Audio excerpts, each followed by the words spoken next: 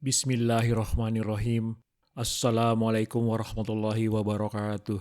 Sahabat Al-Quran yang berbahagia. Hari ini insya Allah kita akan membaca terjemahan dan tafsir dari firman Allah Subhanahu wa Ta'ala dalam surah Al-Baqarah tentang cara-cara penggunaan harta dan hukum-hukumnya. Ayat yang akan kita bahas adalah ayat 275 sampai dengan 281 tentang hukum riba. Ayat-ayat tersebut menjelaskan mengenai ayat 275 sampai dengan 276 menjelaskan mengenai keharaman riba dan bahayanya bagi individu dan masyarakat, serta ancaman Allah bagi orang-orang yang melakukan praktek riba. Ayat 277 sampai dengan 281 tentang motivasi kepada orang-orang beriman untuk melakukan amal saleh dan menjauhi cara-cara buruk dalam memperoleh harta. Mohon dapat mengikutinya sampai selesai.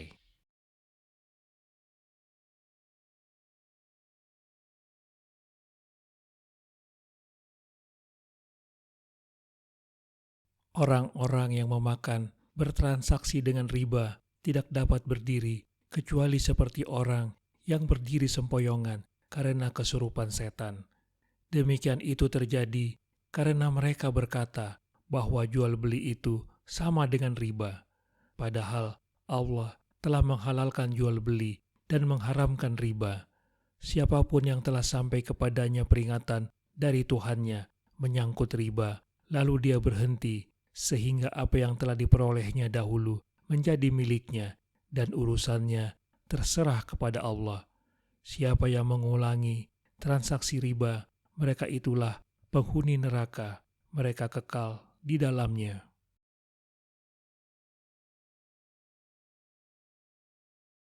Orang-orang yang memakan riba, yakni melakukan transaksi riba dengan mengambil atau menerima kelebihan di atas modal dari orang yang butuh dengan mengeksploitasi atau memanfaatkan kebutuhannya, tidak dapat berdiri, yakni melakukan aktivitas, melainkan seperti berdirinya orang yang kemasukan setan karena gila. Mereka hidup dalam kegelisahan, tidak tentram jiwanya, selalu bingung dan berada dalam ketidakpastian, sebab pikiran dan hati mereka selalu tertuju pada materi dan penambahannya.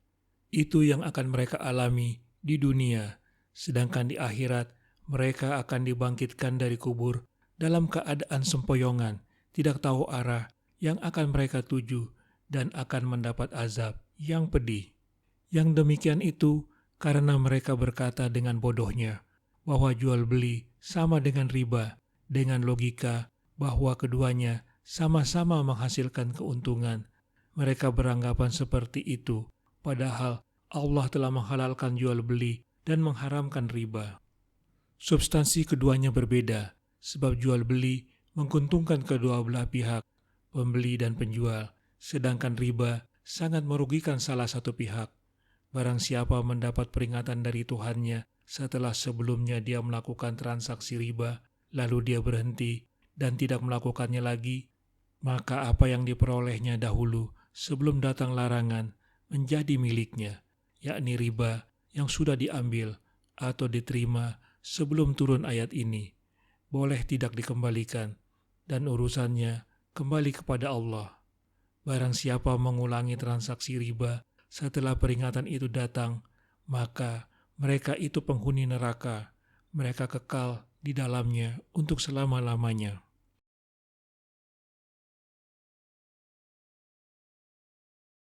Orang-orang yang melakukan praktek riba, usaha, tindakan, dan seluruh keadaan mereka akan mengalami kegoncangan, jiwanya tidak tentram. Perumpamaannya seperti orang yang dirusak akalnya oleh setan sehingga terganggu akibat gila yang dideritanya. Mereka melakukan itu sebab mereka mengira jual beli sama dengan riba, sama-sama mengandung unsur pertukaran dan usaha. Kedua-duanya halal. Allah membantah dugaan mereka itu dengan menjelaskan bahwa masalah halal dan haram bukan urusan mereka, dan persamaan yang mereka kira tidaklah benar. Allah menghalalkan praktek jual beli dan mengharamkan praktek riba. Barang siapa telah sampai kepadanya larangan praktek riba, lalu meninggalkannya, maka baginya riba yang diambilnya sebelum turun larangan dengan tidak mengembalikannya, dan urusannya terserah kepada ampunan Allah. Dan orang yang mengulangi melakukan riba setelah diharamkan, mereka itu adalah penghuni neraka dan kekal di dalamnya.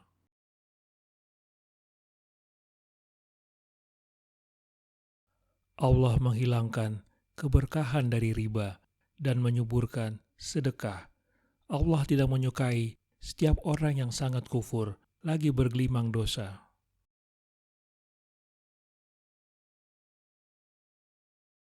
Allah memusnahkan harta yang diperoleh dari hasil praktik riba sedikit demi sedikit sampai akhirnya habis atau menghilangkan keberkahannya sehingga tidak bermanfaat, dan menyuburkan sedekah, yakni dengan mengembangkan dan menambahkan harta yang disedekahkan serta memberikan keberkahan harta, ketenangan jiwa, dan ketentraman hidup bagi pemberi dan penerima.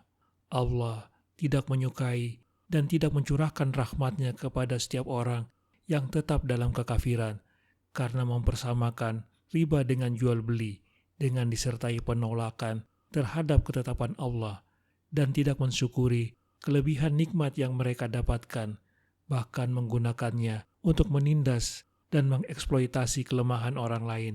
Dan Allah tidak menyukai setiap orang yang bergelimang dosa, karena praktek riba tidak hanya merugikan satu orang saja, tetapi dapat meruntuhkan perekonomian yang dapat merugikan seluruh warga masyarakat.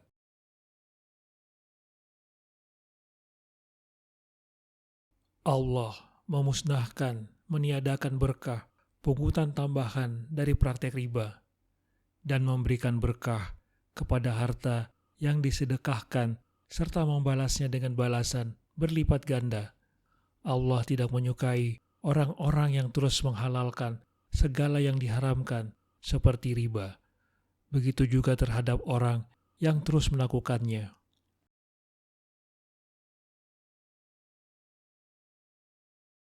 Sesungguhnya orang-orang yang beriman, beramal saleh, menegakkan sholat, dan menunaikan zakat, mereka mendapat pahala di sisi Tuhannya.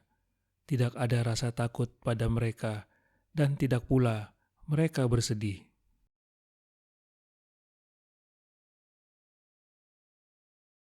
Setelah dijelaskan pelaku kemaksiatan yang berupa praktik riba, selanjutnya dijelaskan keadaan orang-orang saleh yang beruntung.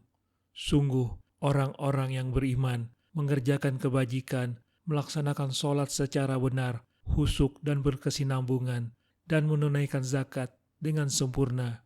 Mereka mendapat pahala di sisi Tuhannya.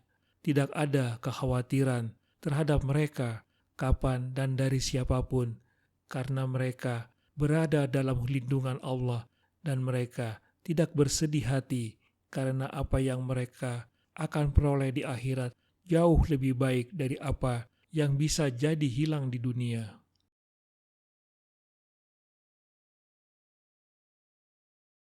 Sesungguhnya orang-orang yang beriman kepada Allah menaati perintahnya dengan mengerjakan amal soleh, meninggalkan segala larangannya, melaksanakan sholat secara sempurna, memberikan zakat kepada orang yang berhak. Bagi mereka pahala yang besar di sisi Tuhan. Mereka tidak akan khawatir menghadapi segala sesuatu di masa depan, dan tidak akan bersedih merenungi sesuatu yang tertinggal di masa lalu.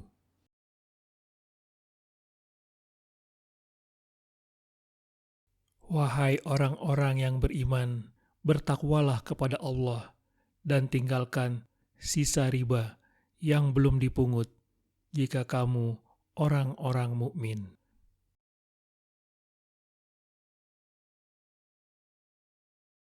Wahai orang-orang yang beriman, bertakwalah kepada Allah dengan menghindari jatuhnya siksa dari Allah, antara lain akibat praktik riba, dan tinggalkan sisa riba yang belum dipungut sampai datangnya larangan riba, jika kamu benar-benar orang beriman yang konsisten dalam perkataan dan perbuatan.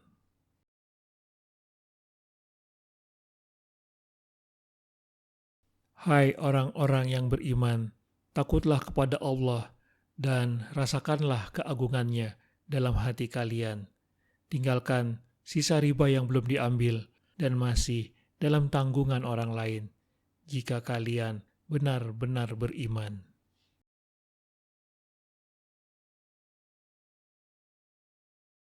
Jika kamu tidak melaksanakannya, ketahuilah akan terjadi perang dahsyat dari Allah dan Rasul-Nya. Akan tetapi, jika kamu bertobat, kamu berhak atas pokok hartamu. Kamu tidak berbuat zalim, merugikan, dan tidak dizalimi, dirugikan.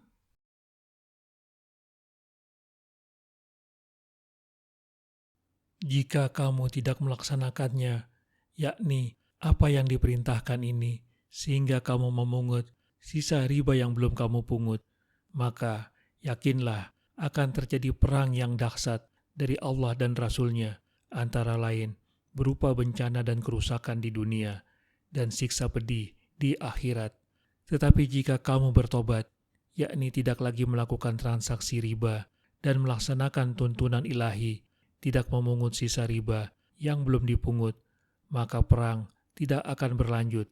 Bahkan kamu berhak atas pokok hartamu dari mereka. Dengan demikian, kamu tidak berbuat zalim atau merugikan dengan membebani mereka pembayaran utang melebihi apa yang mereka terima, dan tidak dizalimi atau dirugikan karena mereka membayar penuh sebesar utang yang mereka terima.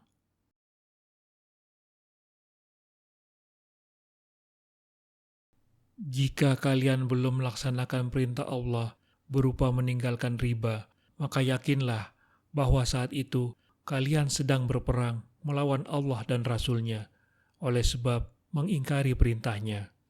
Kalau kalian menghendaki pertobatan yang diterima, maka cukuplah mengambil modal pokok harta. Jangan memungut tambahan, sedikit atau banyak, apapun juga sebab utangnya. Sebab memungut tambahan berarti menganiaya orang lain. Begitu juga meninggalkan sebagian modal pokok berarti menganiaya diri kalian sendiri.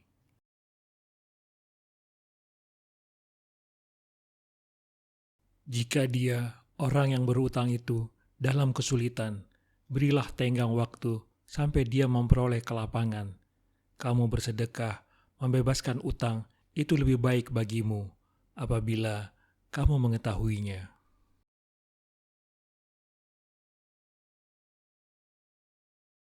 Dan jika orang yang berutang itu dalam kesulitan untuk melunasi, atau bila dia membayar utangnya akan terjerumus dalam kesulitan, maka berilah dia tenggang waktu untuk melunasinya sampai dia memperoleh kelapangan.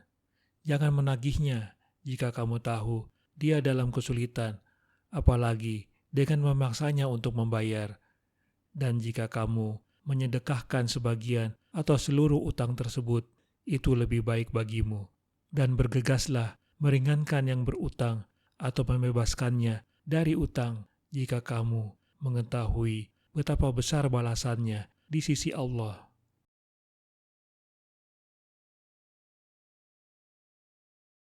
Kalau ada yang kesulitan membayar, berilah ia tenggang waktu ketika tiba masa pelunasan sampai betul-betul mampu.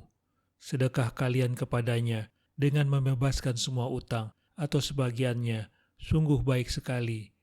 Itu jika kalian tahu dan mengerti pesan-pesan moral dan kemanusiaan yang diajarkan Allah.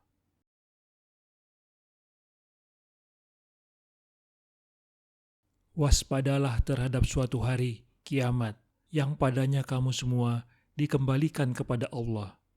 Kemudian, setiap orang diberi balasan yang sempurna sesuai dengan apa yang telah dilakukannya, dan mereka tidak dizalimi.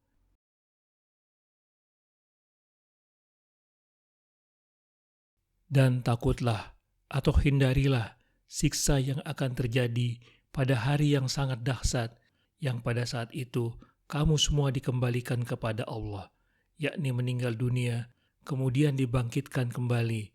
Kemudian setiap orang diberi balasan yang sempurna sesuai dengan apa yang telah dilakukannya, dan mereka tidak dizolimi, yakni tidak dirugikan. Bahkan yang beramal soleh akan sangat diuntungkan oleh kemurahan Allah.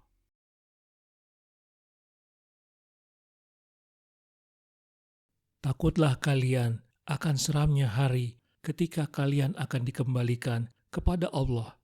Kemudian kebaikan dan kejahatan setiap orang akan diberi balasan yang sesuai.